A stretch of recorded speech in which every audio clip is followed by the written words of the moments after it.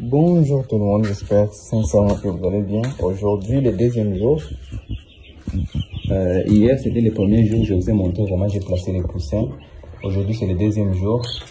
En tant que fermier, chaque fois que vous entrez dans le local ou dans votre ferme, il faut d'abord voir le comportement des poussins, des sujets.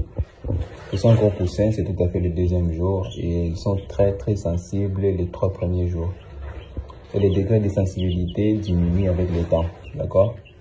Alors, aujourd'hui, je vais regarder, comme c'est le deuxième jour, je vais regarder leur comportement. En regardant leur comportement, je peux voir que la température ambiante, elle est bonne pour eux. Ils sont là, les sujets, et surtout quand les sujets se placent de cette façon. Je vais vous montrer l'exemple d'un sujet, voilà. Ce sujet-là, je vais zoomer un peu. Vous voyez ce sujet? Quand le sujet se place de cette façon, de cette position ici, ça veut dire qu'il a chaud. Il fait un peu chaud ici à l'intérieur. On est entre 33 et 35 degrés.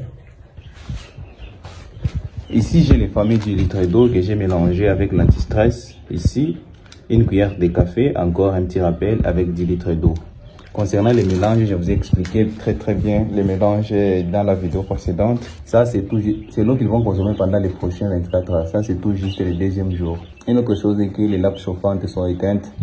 Elles sont toutes éteintes parce qu'il est presque midi et il fait très chaud ici à l'intérieur. Je pense que c'est tout pour le deuxième jour. Je ne vais pas beaucoup parler car la vidéo sera publiée seulement une fois par semaine.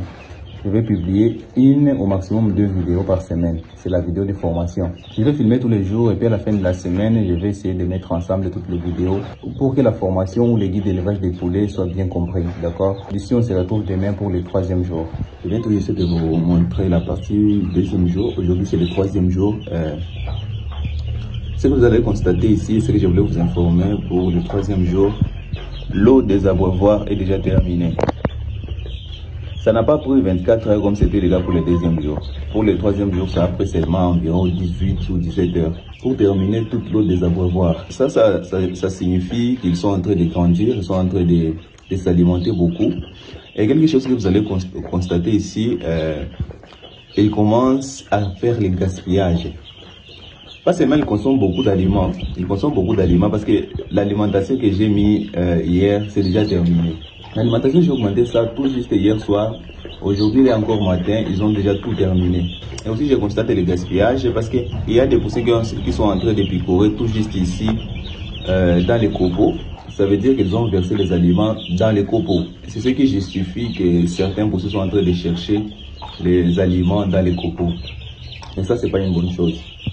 Aujourd'hui, c'est le 3e jour. Je vais leur donner encore des aliments dans les mêmes mangeoires. Mais après demain, ou le 4e jour, je vais changer. Ça, je vais vous expliquer ça demain. Je vais changer ces mangeoires. Je vais leur donner les mangeoires ordinaires. Les poussins ne doivent pas picorer dans les copeaux. Dans les copeaux, c'est l'endroit où ils laissent leurs fientes. S'ils restent là, picorer dans les copeaux, ils vont attraper des infections intestinales. Ça, c'est pas une très bonne chose. Et je vois certains éleveurs surtout qui laissent ces mangeoires comme ça jusqu'à un âge avancé. C'est pas quelque chose à faire. Il faut directement changer ça. Je vais changer ça et puis je vais essayer de couvrir la partie où il y a un peu de morceaux d'aliments. Je vais couvrir ça avec des nouveaux copeaux. Une autre chose que je constate tout juste ici au 3e jour, c'est que quand je suis entré, j'ai senti une petite odeur. C'était pas grave, c'est pas très significatif, mais j'ai senti une petite odeur. Ça veut dire qu'il y a des petites parties de copeaux mouillés. Alors, je vais essayer de filmer. Vous voyez autour des abreuvoirs, il y a toujours des petites parties mouillées. Je vais essayer de changer ça. Ça, c'est pour prévenir les rhumes de poule. Vous savez que dans ma prophylaxie, j'ai prévu des antibiotiques pour combattre les rhumes de poule et en même temps les infections intestinales. Mais en médecine, comme en élevage, vaut mieux prévenir que guérir. Alors, ce que je vais faire, je vais enlever toutes les petites parties mouillées et les remplacer avec un nouveau repos. Ce n'est pas forcément nécessaire de donner des antibiotiques. Quand vous avez des informations, vous avez déjà l'expérience de savoir ce qui provoque certaines maladies, il faut directement prévenir tout ça. Alors pour prévenir les rhumes de poule, parce qu'ils sont en période de chauffage, je vais à chaque fois remplacer toutes les parties mouillées des copeaux. Ce qui arrive avec les parties mouillées des copeaux est que sur les copeaux, c'est là où ils laissent l'air fiente. Alors quand l'air fiente est en contact avec l'eau des abreuvoirs, commence à dégager un gaz toxique qu'on appelle l'ammoniac. Et c'est l'ammoniac qui provoque les rhumes de poule et les infections respiratoires. Concernant les infections intestinales, premièrement, ça peut venir parce que le local n'est pas propre, ce qui n'est pas le cas ici. Et ça peut aussi venir parce qu'ils sont en train de picorer directement dans les copeaux, comme on peut voir ici. Ça peut provoquer directement les infections intestinales. Pour résoudre ce problème ici, je vais directement changer ce mangeoire dès demain. Parce qu'avec ces mangeoires ici, quand ils sont nombreux dedans, les aliments arrivent à sauter et à rester dans les copeaux. Quand les aliments commencent à diminuer dans les mangeoires, certains poussés commencent à chercher directement dans les copeaux. Et c'est le genre de choses à éviter pour prévenir plusieurs sortes de maladies. Aujourd'hui, 3e jour, c'est le dernier jour des vitamines.